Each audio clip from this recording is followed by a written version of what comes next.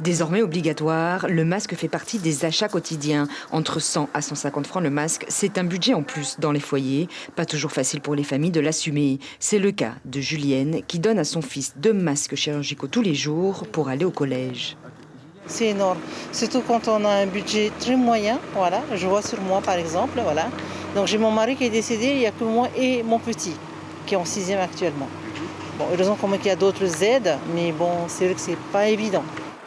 D'autres ont fait le choix d'investir dans un masque en tissu réutilisable, de l'entretien en plus, certes, mais des dépenses en moins. Je préfère laisser les masques chirurgicaux pour le domaine médical, surtout dans ma famille, il y en a beaucoup qui travaillent dans la santé. Donc voilà, j'ai pris en tissu et puis je les lave, je les réutilise. Ça me fait moins de... je ne vois pas la différence en termes de dépenses parce que j'en achète pas tous les jours. Pour aider les familles, la Fondation Face et le pays ont lancé l'opération Masque Solidaire. L'objectif, récolter des fonds et distribuer gratuitement chaque semaine entre 1000 à 1500 masques par commune et dans les quartiers prioritaires. L'idée, c'est de toucher l'ensemble de la Polynésie, c'est pas uniquement que l'agglomération de Papeete.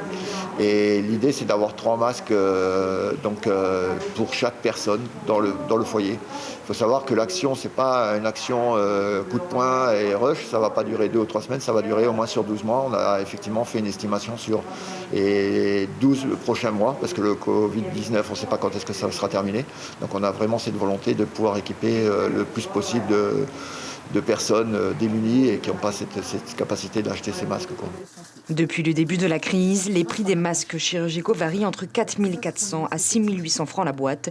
Ils fluctuent selon les fournisseurs des pays fabricants, mais la situation va évoluer dans le sens des consommateurs.